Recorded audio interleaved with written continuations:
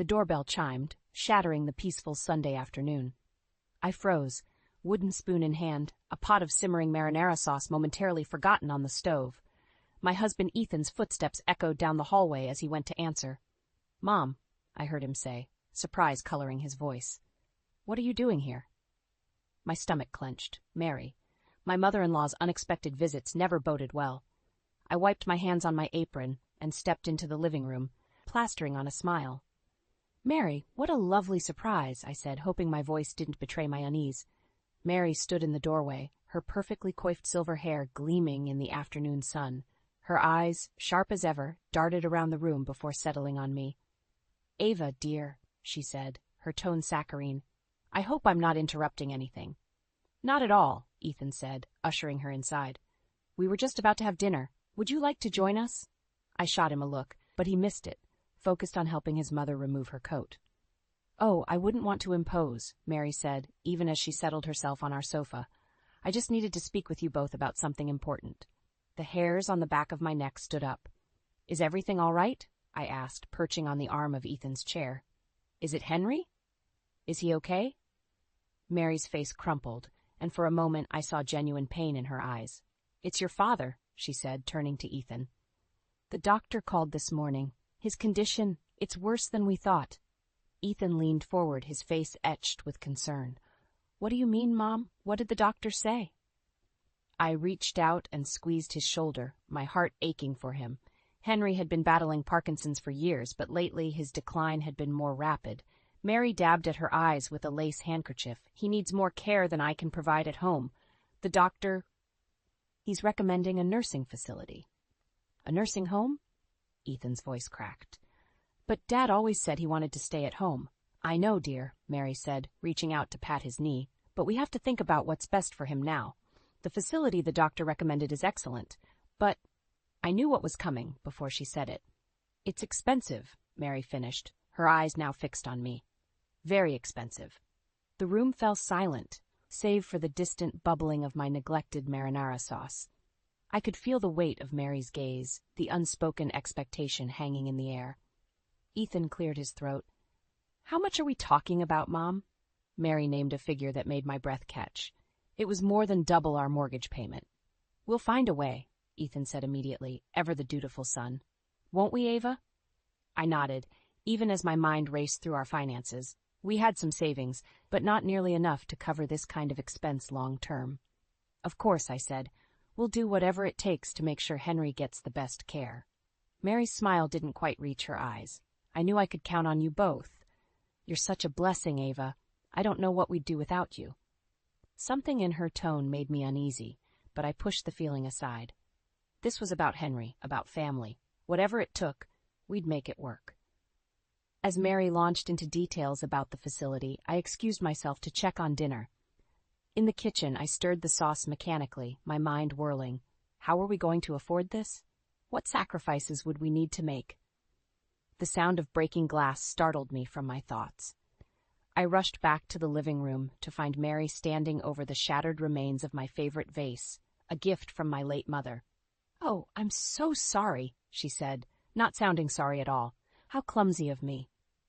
As I knelt to clean up the pieces, a shard nicked my finger. A drop of blood welled up bright red against my skin. I couldn't shake the feeling that it was an omen of things to come. The alarm blared at 5:30 a.m., jolting me awake. I groaned, my hand fumbling to silence it. Beside me, Ethan stirred but didn't wake. I envied his ability to sleep through anything. As I stumbled to the bathroom, the weight of our new reality settled on my shoulders. It had been 2 weeks since Mary's bombshell about Henry's care, and our lives had been turned upside down. The nursing facility costs were astronomical, and our savings were dwindling fast. I stared at my reflection in the mirror, noting the dark circles under my eyes. "You can do this," I whispered to myself. Today was my first day back at work after 7 years as a homemaker. The thought made my stomach churn with anxiety. By the time Ethan woke up, I was dressed in my new business attire, a far cry from my usual comfortable clothes. He blinked at me, confusion clouding his face for a moment before realization dawned. "Ava, you don't have to do this," he said, his voice still husky with sleep. "We can figure something else out." I forced a smile. We've been over this, Ethan. It's the best solution. Besides, it'll be good for me to get back out there. He pulled me into a hug, and I breathed in his familiar scent, drawing strength from his embrace. You're amazing, you know that? He murmured into my hair. As I drove to my new job at a local real estate office, my phone buzzed. Mary's name flashed on the screen. I hesitated before answering. Ava, dear? Mary's syrupy voice filled the car. I hope I'm not catching you at a bad time. I'm on my way to work, Mary. Is everything okay? Oh, yes, everything's fine. I just wanted to check if you'd sent this month's payment for Henry's care. The facility called, and I wouldn't want there to be any misunderstandings. My grip tightened on the steering wheel. I transferred the money to your account last week, Mary, just like we agreed. Did you? Oh, I must have overlooked it. I'll check again. Drive safely, dear. The call ended, leaving me with a knot in my stomach. Something about Mary's tone didn't sit right with me. At the office, I threw myself into learning my new role, grateful for the distraction. My coworkers were kind, if a bit curious about the new middle-aged recruit. By lunchtime, I was exhausted but feeling more confident. As I unwrapped my sandwich in the break room, my phone buzzed again. This time it was Ethan. Hey, how's your first day going? He asked. It's going, I replied, trying to inject some enthusiasm into my voice. How are you doing? There was a pause. I just got off the phone with the nursing facility. They said they haven't received our payment yet. My blood ran cold. That's impossible. I transferred the money to your mom last week. I know. I told them that. They said they'll look into it, but Ava, I'm worried. This isn't like Mom to forget something so important. I bit my lip, Mary's earlier call suddenly taking on a sinister tone. Ethan, I think we need to talk to your mother. Something doesn't feel right. What do you mean? His voice sharpened. Ava, if you're implying. I'm not implying anything, I cut him off. I just think we need to get to the bottom of this. Can you call her? See if she can meet us for dinner tonight? He agreed, albeit reluctantly. As I hung up, my new boss, Sandra, poked her head into the break room. Everything okay, Ava? You look a bit pale. I forced a smile. Just some family stuff, nothing to worry about. But as I returned to my desk, worry gnawed at me. What if the money hadn't gone through? What if Mary had? No, I couldn't think like that. She was Ethan's mother, for heaven's sake. As the day wore on, my unease grew. By the time I left the office, my nerves were frayed. I dreaded the conversation ahead, but I knew we needed answers. Pulling into our driveway, I saw Mary's car, already parked outside. My heart raced as I walked to the front door, steeling myself for what lay ahead. Little did I know, this dinner would be the beginning of a nightmare that would test the very foundations of our family. I sat across from Mary at our dining table, my fingers drumming nervously on the polished wood. Ethan paced behind me, his agitation palpable in the tense atmosphere. Mom, Ethan began, his voice strained. We need to talk about the nursing home payments. Mary's face remained impassive, her perfectly manicured nails tapping against her wine glass. What about them, dear? I leaned forward, my eyes locked on Mary's. The facility called. They haven't received the money for this month. A flicker of something, surprise, guilt, crossed Mary's face before her usual mask of calm settled back into place. Oh, there must be some mistake. I'm sure I took care of it. Ethan stopped pacing and placed his hands on the back of my chair. Mom, Ava transferred the money to your account last week. We have the bank statement to prove it. Mary waved her hand dismissively. Well, you know how these things can be. Banks make mistakes all the time.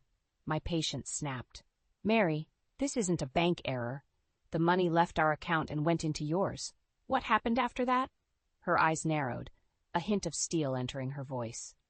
Are you accusing me of something, Ava? Before I could respond, Ethan intervened. No one's accusing anyone, Mom. We just need to figure out what happened to the money.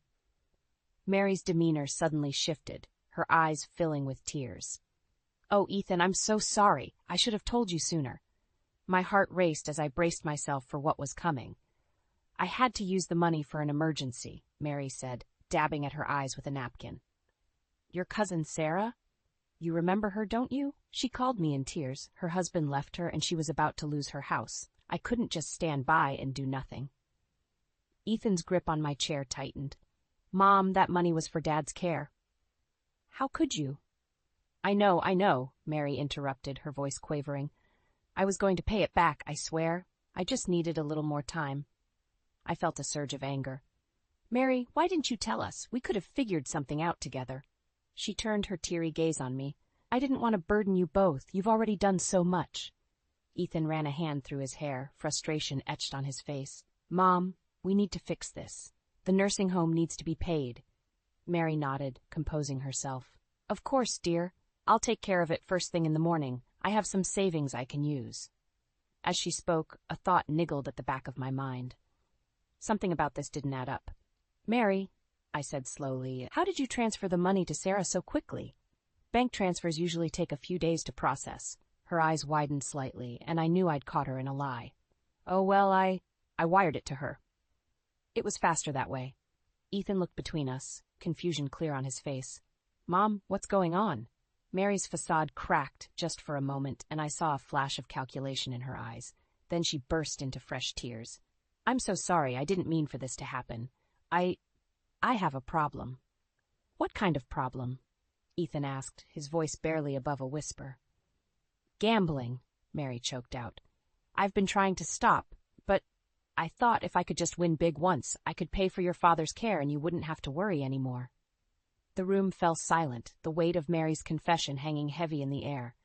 Ethan looked shell-shocked, while I felt a mix of anger and pity swirling in my chest. We need to see your bank statements, I said firmly. All of them. We need to know exactly how much money is missing. Mary nodded meekly, all fight gone from her. Of course, I'll bring them over tomorrow. As she gathered her things to leave, I couldn't shake the feeling that we were only scratching the surface of Mary's deception. The road ahead looked rocky, and I wondered how our family would weather this storm. Ethan walked his mother to the door, their hushed conversation drifting back to me. As the door closed, he turned to me, his face a mask of pain and confusion. What are we going to do, Ava? He asked, his voice breaking. I stood and wrapped my arms around him, my mind already racing with possibilities. We'll figure it out, I promised, together. But as I held my husband, I couldn't help but wonder what other secrets Mary might be hiding, and how deep this rabbit hole truly went. The alarm blared at 5 a.m., and I groaned, my body aching from another restless night. It had been 2 weeks since Mary's confession, and the weight of our new reality pressed down on me like a physical force. I dragged myself out of bed, careful not to wake Ethan. He'd been working late, trying to secure a promotion to help cover his father's care. The guilt of my new job adding to his stress gnawed at me.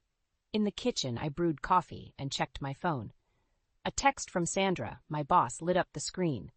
Big client meeting today. Don't be late. I sighed, downing my coffee. The pressure to perform at work while managing our family crisis was overwhelming. As I rushed to get ready, Ethan stirred. Ava? He mumbled, his voice thick with sleep. Go back to sleep, honey, I whispered, kissing his forehead. I've got an early meeting. His eyes flickered open, concern etched on his face. Did you hear from Mom? I shook my head. Mary had been avoiding our calls since her confession, claiming she needed time to gather her financial records. Each day of silence only deepened my suspicions. I'll try her again today, I promised, though the words felt hollow. The drive to work was a blur of anxiety and half-formed plans. How were we going to dig ourselves out of this mess? At the office, I threw myself into preparation for the client meeting. Maybe if I could land this account, the extra commission would help ease our financial burden. Midway through my presentation, my phone buzzed insistently in my pocket. I ignored it, focusing on the potential client's questions. When we finally broke for lunch, I checked my messages. 5 missed calls from Ethan, and a text that made my blood run cold. Dad's being discharged. Nursing home says we're behind on payments. Call me ASAP. My hands shaking, I ducked into an empty conference room and called Ethan. Ava, thank God, he answered, his voice strained. They're threatening to send Dad home today if we don't pay up. But that's impossible, I sputtered. We gave Mary the money for this month's payment just last week. Ethan's bitter laugh cut through the line. Yeah, well, it seems Mom's gambling problem is worse than we thought. I went to her house this morning. She's gone, Ava, packed up and left. The room spun around me. Gone? What do you mean, gone? I mean, she's vanished. Neighbors said they saw her leave with suitcases last night. Her phone's disconnected. I sank into a chair, my mind reeling. Oh, Ethan, I'm so sorry. What are we going to do? He sighed heavily. I don't know. The nursing home needs $5,000 by end of day, or they're sending Dad home. We can't take care of him ourselves, Ava. He needs round-the-clock care. The enormity of our situation crashed over me. We'd emptied our savings account for last month's payment, believing Mary would handle this month. Now we were broke, with no way to care for Henry. I'll figure something out, I said, my mind already racing. Just try to stall them. I'll be home as soon as I can. I hung up and stared at my reflection in the conference room window. The woman looking back at me seemed older, more determined than the person I'd been just weeks ago. A knock at the door startled me. Sandra poked her head in. Ava, the clients are back. They're ready to sign. I took a deep breath, squaring my shoulders. Sandra, I need a favor. A big one. Her eyebrows rose. What kind of favor? I need an advance on my commission. A big one, and I need it today. Sandra's expression softened. Ava, what's going on? In that moment, I made a decision. No more secrets, no more trying to handle everything alone. I told Sandra everything about Henry, about Mary's deception, about our desperate situation. When I finished, Sandra was quiet for a long moment. Then she nodded. Okay, let's go close this deal. Then we'll talk about that advance. As I followed her back to the meeting room, a plan began to form in my mind. We'd get through this somehow. And when we did, Mary would have a lot to answer for. I squared my shoulders and plastered on a smile. It was time to fight for my family. The sterile smell of the nursing home assaulted my senses as Ethan and I walked down the corridor to Henry's room. It had been a month since Mary's disappearance, and the strain was showing on both of us. Dark circles shadowed Ethan's eyes, matching my own. Ready? I asked, squeezing Ethan's hand. He nodded grimly, pushing open the door. Henry sat in his wheelchair by the window, his once robust frame now frail and hunched. His eyes lit up when he saw us, a spark of recognition that both warmed and broke my heart. There's my boy, Henry said, his voice weak but filled with affection. And Ava, pretty as a picture. I leaned down to kiss his cheek, noting how papery his skin felt. How are you feeling today, Henry? He waved a trembling hand. Oh, same old, same old. Where's Mary? She usually comes with you. Ethan and I exchanged a glance. We decided not to tell Henry about Mary's betrayal, fearing the shock would be too much for his fragile health. Mom's not feeling well today, Ethan lied smoothly. She sends her love.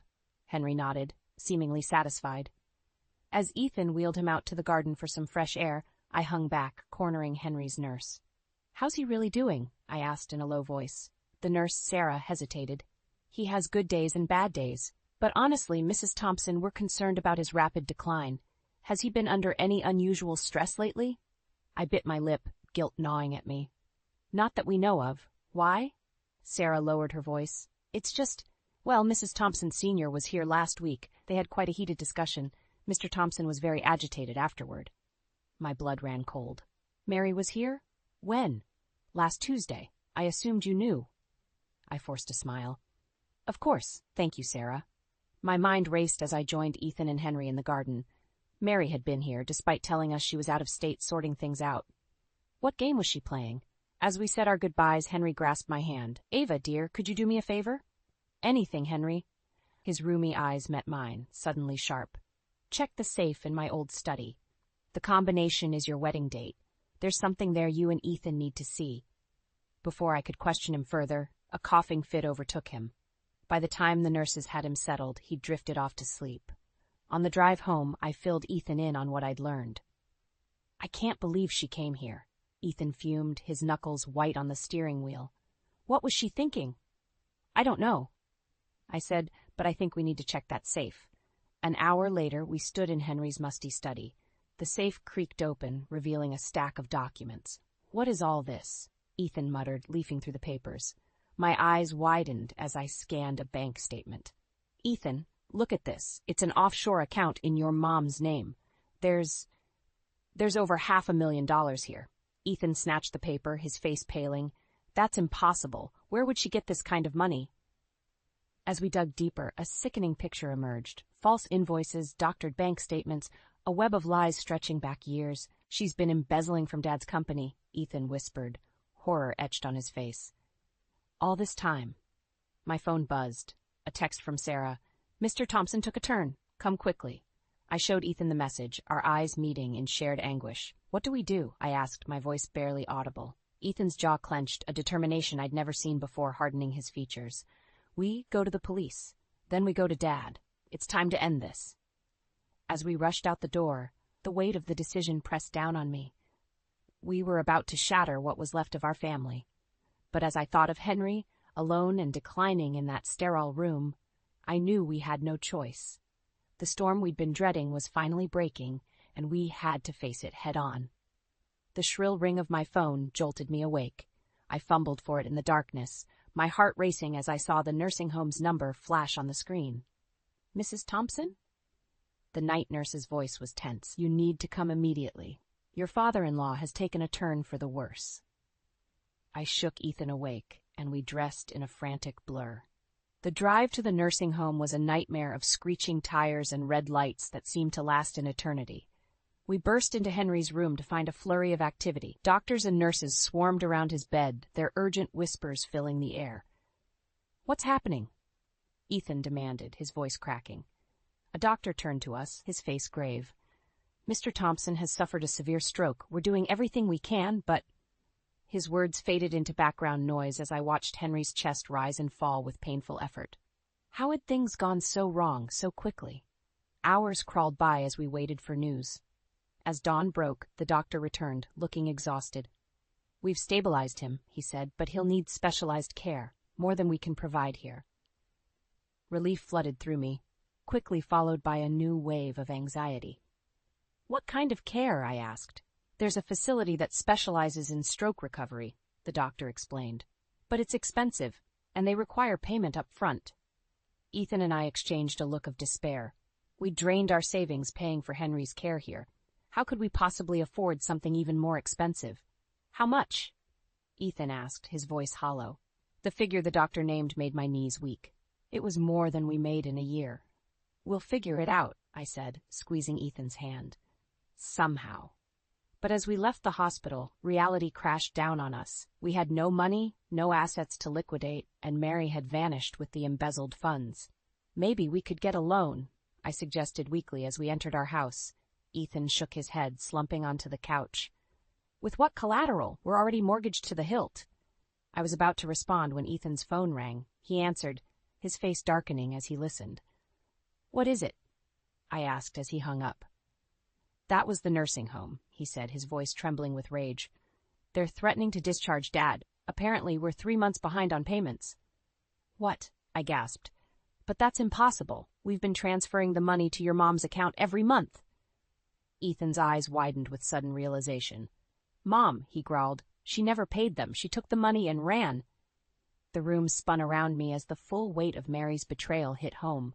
Not only had she stolen from Henry's company, but she'd also taken the money meant for his care. We need to go to the police, I said, reaching for my phone. Wait, Ethan said, grabbing my wrist. His eyes bore into mine, filled with an emotion I couldn't quite place. Before we do that, I need to know something. My stomach clenched. What? Did you know, he asked, his voice low and dangerous. About the money, about Mom's embezzlement. Did you know any of it? I recoiled as if he'd slapped me. How can you ask me that? Of course I didn't know. Then why were you so suspicious of her? He pressed. You've been uneasy about Mom for weeks. Why? Anger and hurt warred within me. Because I could see what you couldn't, I shouted. I saw how she manipulated you, how she always had an excuse for everything. I knew something was wrong, but I never imagined it was this bad. Ethan's face crumpled, the fight draining out of him. I'm sorry, he whispered. I don't know who to trust anymore. As I watched my husband break down, the man I loved reduced to a shell of himself by his mother's betrayal, something inside me hardened. This ended now. I picked up my phone again, my fingers steady as I dialed. Hello, police? I'd like to report a crime. The police station buzzed with activity as Ethan and I sat in hard plastic chairs, waiting. My hands trembled as I clutched a manila folder filled with bank statements and the damning documents we'd found in Henry's safe. Mr. and Mrs. Thompson? A detective approached, his face grim. We've located your mother. Ethan stood abruptly, his voice tight. Where is she? She's being brought in for questioning. We'll need you both to stay here. As if on cue, the station doors burst open. 2 officers escorted Mary in, her usually immaculate appearance disheveled. Her eyes locked onto us, a mixture of defiance and fear flashing across her face. "Ethan, darling," she called out, her voice sickly sweet. "There's been a terrible misunderstanding." I felt Ethan stiffen beside me. "No, Mom," he said, his voice cold. "No more lies." The detective ushered us into separate rooms for questioning. Hours passed as we recounted every detail, every suspicion, every betrayal. By the time we emerged, I felt wrung out, my emotions raw and exposed. In the hallway, we came face to face with Mary again. This time, her mask had slipped, revealing the desperation beneath. "You don't understand," she hissed, her eyes darting between us. "I did it for us, for the family." I couldn't hold back anymore. "For the family?" I spat. "You stole from your own husband, left him to suffer without proper care. How dare you claim this was for anyone but yourself?" Mary's face contorted with rage. "You," she snarled, jabbing a finger at me. "You turned my son against me. This is all your fault." Ethan stepped between us, his voice shaking with anger. "No, Mom, this is your fault. Your lies, your theft, your betrayal. It ends now." As the officers led Mary away, her shouts echoing down the hallway, my phone buzzed. It was the nursing home. "Mrs. Thompson, we need to discuss your father-in-law's situation urgently." My heart sank. In the chaos of Mary's arrest, we'd forgotten about Henry's precarious condition. "We can't keep him here without payment," the administrator said, her voice apologetic but firm. "We'll have to discharge him tomorrow." Panic clawed at my throat. "Please, we just need a little more time. We're sorting out a financial situation." "I'm sorry, but we've already extended too much credit. If you can't pay by noon tomorrow, we'll have to release him to your care." The call ended, leaving me shell-shocked. Ethan looked at me, his face ashen. "What are we going to do?" he whispered. I took a deep breath, steeling myself. "We fight. We've come this far. We're not giving up now." We spent the night making frantic calls, to banks, to lawyers, to anyone who might be able to help. But as dawn broke, we were no closer to a solution. Exhausted and desperate, we arrived at the nursing home. Henry was awake, his eyes clearer than they had been in weeks. "I heard you found the safe," he said, his voice weak but steady. Ethan nodded, tears in his eyes. "Dad, I'm so sorry, we had no idea." Henry held up a trembling hand. "No apologies. You did what needed to be done." He fumbled with something on his bedside table, producing a small key. "There's one more thing you need to see. In my old desk, bottom drawer, this key will open it." Hope flared in my chest. Could this be the solution we so desperately needed? As we prepared to leave, a commotion erupted in the hallway. Mary's voice, shrill and angry, cut through the air. "You can't keep me from my husband. I have rights." Ethan and I exchanged panicked looks. How had she gotten here? What more damage could she do? As Mary burst into the room, her eyes wild, I knew we were facing our final confrontation. Everything we had fought for, everything we had endured, had led to this moment. With Henry watching, his face a mask of sorrow and resolve, I squared my shoulders. Whatever came next, we would face it together. The tension in Henry's hospital room was palpable as Mary stood before us, her eyes wild with desperation. Ethan moved protectively in front of his father's bed while I clutched the small key Henry had given us. "You ungrateful children," Mary spat, her voice dripping with venom. "After everything I've done for this family." Henry's weak voice cut through the chaos. "Enough, Mary, it's over." We all turned to look at him, surprised by the strength in his tone. He struggled to sit up, and I rushed to help him. "Henry, please," Mary pleaded, her demeanor suddenly shifting. "You don't understand. I was trying to secure our future, our comfort." Henry's eyes, once clouded with illness, now shone with clarity and determination. "By stealing from me? From our son? No, Mary, I understand perfectly." He turned to Ethan and me. "The desk," he said. "Go now." We didn't need to be told twice. Leaving Henry under the watchful eye of the nursing staff, we raced to his old study. With trembling hands, I inserted the key into the bottom drawer of his antique desk. Inside, we found a thick envelope. Ethan tore it open, revealing stacks of documents, stock certificates, property deeds, and a handwritten letter from Henry. "He knew," Ethan whispered, his voice choked with emotion. "He knew what Mom was doing all along. He was gathering evidence." As we pored over the documents, the full extent of Mary's deception became clear. She hadn't just been embezzling from the company. She'd been siphoning money from their personal accounts for years, building a secret nest egg for herself.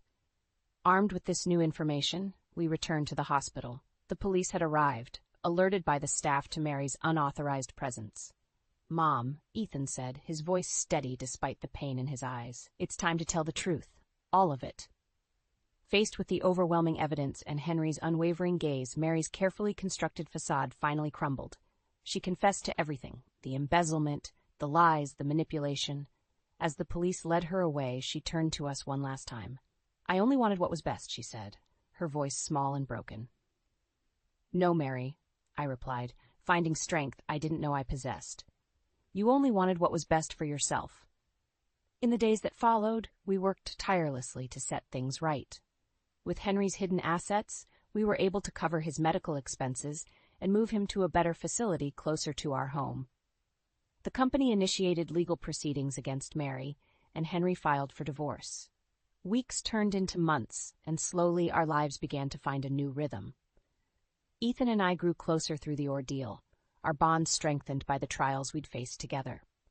One crisp autumn morning, as we sat with Henry in the garden of his new nursing home, I felt a flutter in my stomach. Placing a hand over my abdomen, I knew with sudden certainty that our family was about to grow in an unexpected way.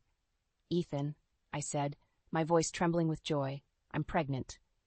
The look of pure happiness that spread across his face was mirrored in Henry's eyes. As Ethan embraced me, I caught sight of Henry wiping away a tear. "Life goes on," Henry said softly, "and love, true love, it endures." In that moment, surrounded by the warmth of family, the family we had fought so hard to protect, I felt a profound sense of peace. We had weathered the storm, exposed the lies, and come out stronger on the other side. Mary's betrayal had nearly torn us apart, but in the end, it had brought us closer together. As I looked forward to the future, to the new life growing inside me, I knew that we could face anything as long as we had each other. The path ahead wouldn't be easy. There were still legal battles to fight, wounds to heal, and trust to rebuild. But for the first time in months, I felt hope, bright and unshakable, blooming in my chest. Our story wasn't over. It was just beginning, and this time we would write it together, with honesty, love, and the unbreakable bonds of true family.